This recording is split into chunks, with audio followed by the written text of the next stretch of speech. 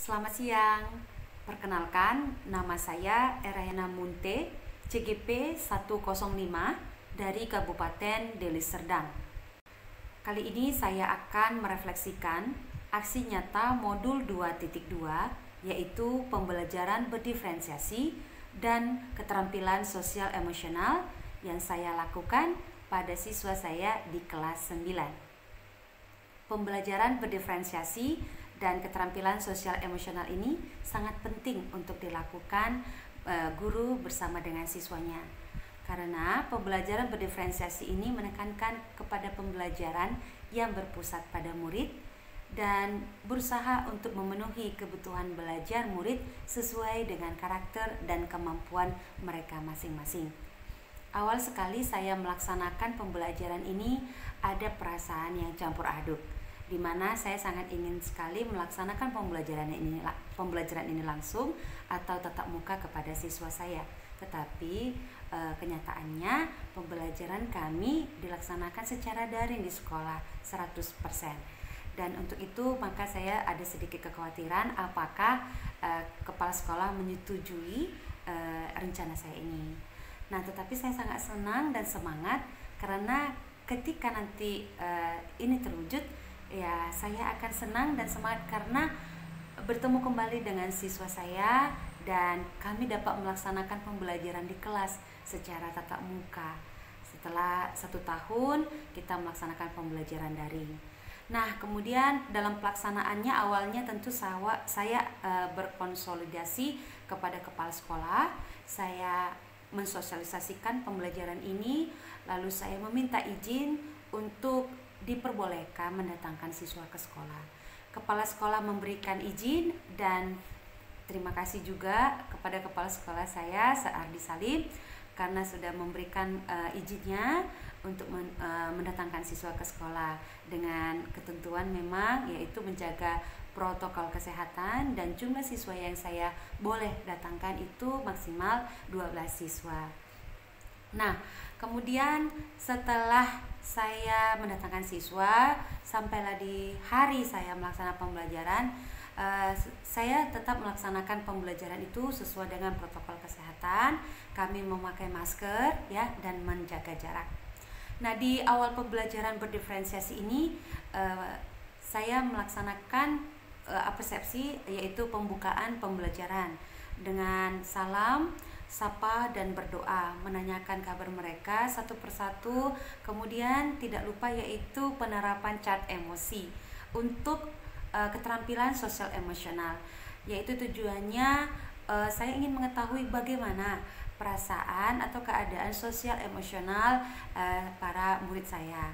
Nah, dengan metode cat emosi yang saya peroleh di pendidikan guru penggerak, saya juga menerapkannya di kelas. Nah, anak-anak saya minta untuk menuliskan perasaannya saat itu ya di kertas kecil, lalu secara bersama-sama menunjukkan perasaannya dengan kertas yang diangkat ke atas seperti itu, secara bersama-sama tentunya. Lalu kita masuk kepada tujuan pembelajaran, yaitu materi yang saya sampaikan itu yaitu partikel penyusun tubuh makhluk hidup. Jadi saya sampaikan tujuan pembelajarannya, kemudian metode pembelajarannya, kemudian lanjut ke inti pembelajaran. Nah, di inti pembelajaran saya masukkan 3 unsur diferensiasi yang sudah saya dapatkan di pendidikan guru penggerak. Ada 3, yaitu diferensiasi konten, diferensiasi proses, dan diferensiasi produk. Nah, di pembelajaran saya masukkan diferensiasi konten, yaitu memaparkan materi partikel penyusun tubuh makhluk hidup itu berupa video pembelajaran yang saya buat sendiri. Kemudian juga menunjukkan media pembelajaran berupa pemaparan materi dengan PowerPoint. Jadi ada gambar-gambar yang saya sajikan. Nanti di situ juga ada tanya jawab ya, itu adalah diferensiasi proses.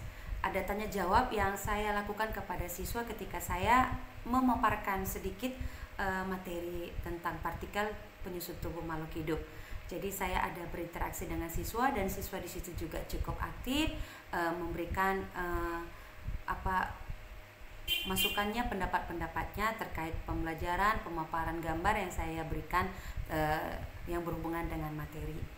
Lalu saya masuk ke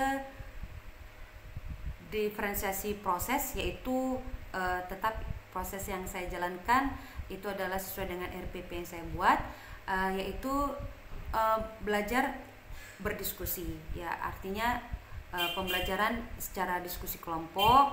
Jadi ada materi yang kita bahas dengan kelompok belajar masing-masing. Saya sudah menentukan kelompok mereka dan mereka sudah diberikan materi untuk didiskusikan secara bersama-sama dengan kelompoknya. Nah, kemudian dalam diferensiasi proses juga saya memberikan pemaparan berupa dalam presentasi mereka boleh mempresentasikannya dengan kemampuan mereka masing-masing.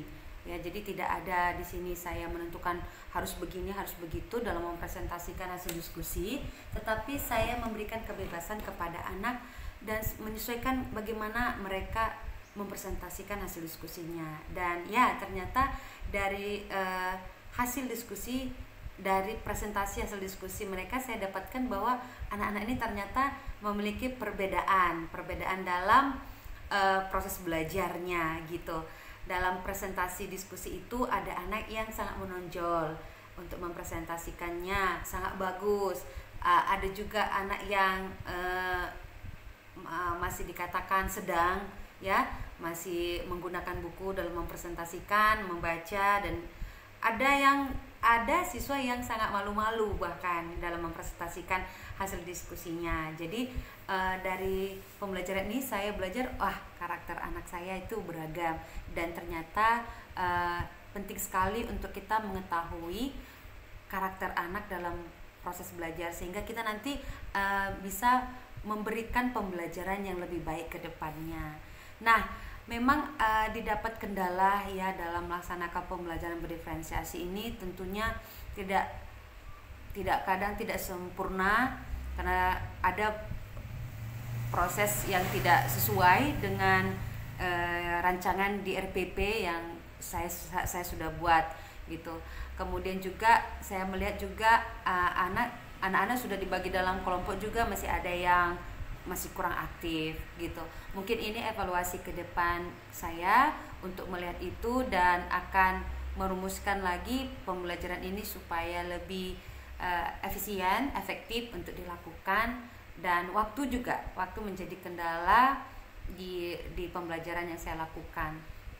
Nah, demikianlah refleksi yang bisa saya sampaikan terkait pembelajaran berdiferensiasi yang saya sudah lakukan di kelas saya. Semoga refleksi ini bisa bermanfaat, dan salam terakhir saya kepada CGP dan semua yang menonton refleksi ini. Salam dan bahagia, sampai jumpa, selamat siang.